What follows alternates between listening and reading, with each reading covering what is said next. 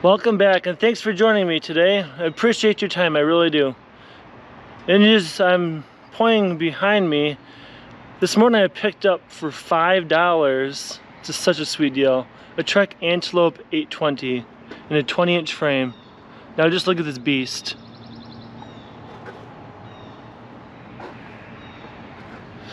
And right here on the chain ring, I don't know if you can see it, but it's a BioPace SG. Those are really cool old chain rings. They're kind of in an oval shape, which is coming back. Oval chain rings are coming back, and really, they were never really gone. I think it just the industry took a time out when it came to that. Trends came and went, but now oval rings are kind of making a comeback.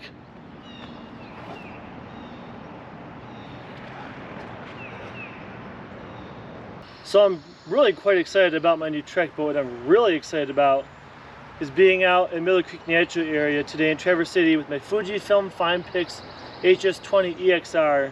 And with this camera today, my goal is to capture a couple of images of some green frogs at a pond nearby, and maybe some other wildlife if it catches my fancy. But really, I'm just excited to get started. And actually, I got my first shot already right off of the pond. Not the same pond I'm going to be going to, but a different pond, of some mallard ducks. Looks like there's a little group of male mallards hanging out, getting yum-yums and whatnot. So with this handy-dandy FujiFilm FinePix HS20 EXR, you have a 30x zoom range from a nice, generous wide angle to a fairly generous zoom by this handy tilt screen I'm using. Alright, just gonna get in there, autofocus. Yeah, here we go. Have to press the shutter and click.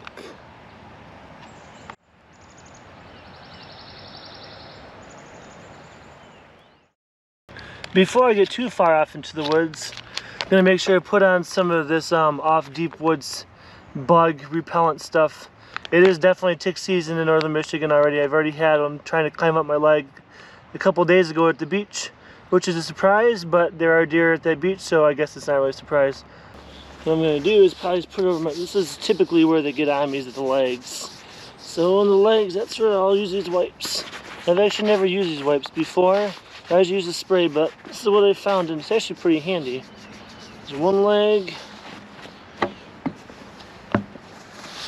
and here's two.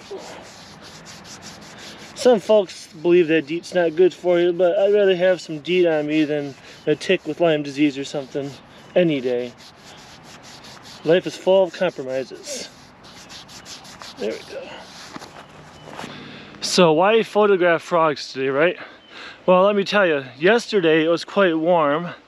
I believe in the mid-80s at some point and sunny. Gradually getting cloudy. And then today, Sunday, it's still warm, but there's a slight cool breeze in the air and it's supposed to rain later. So I'm hoping that the frogs will be out, but not quite as active because it's not quite as warm out. Typically, frogs are more active the warmer it is. Okay, so maybe it's still a bit early for most of the frogs to be out, but I was fortunate to be able to find one. And it's right down there. Pointing at the best I can, this camera won't catch it, but it's right down there in that little area. And I'm gonna get my camera set up and hopefully get a good shot.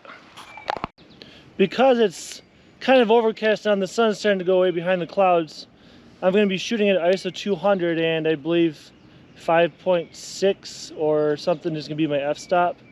Of course, my metering is going to be average because that's usually what I shoot in. And let's see what happens with this little froggy.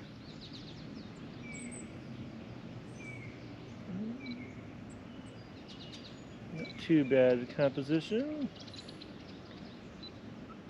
I'm actually going to go into macro mode on my camera. Not too bad. Let's go to my exposure metering. Yep, I didn't have it on the right one.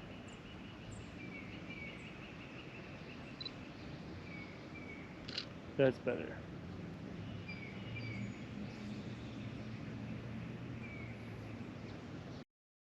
Once you know my battery is about to die, unfortunately, I wasn't thinking ahead too much this morning and I forgot to put the battery on the charger earlier. So I'm going to end the video pretty quickly here, but before I do, I'm going to grab an image of the landscape behind me real quick. I think it's really compelling, and of course it's not a wildlife shot, but I love landscape photography, of course, and I love clouds. And this FujiFilm is the best companion to have out today because it's so versatile. Bridge cameras such as this are, in my opinion, one of the most underrated types of cameras out there right now. Digicams are great, don't get me wrong, I love them, but there's nothing better than a high quality, functional, and versatile bridge camera. So anyway, this is my last shot for the day. I'll put that up in a moment. Thanks so much for watching, and of course subscribe if you haven't, share these videos, and of course until next time, get outside and get some fresh air. So long for now.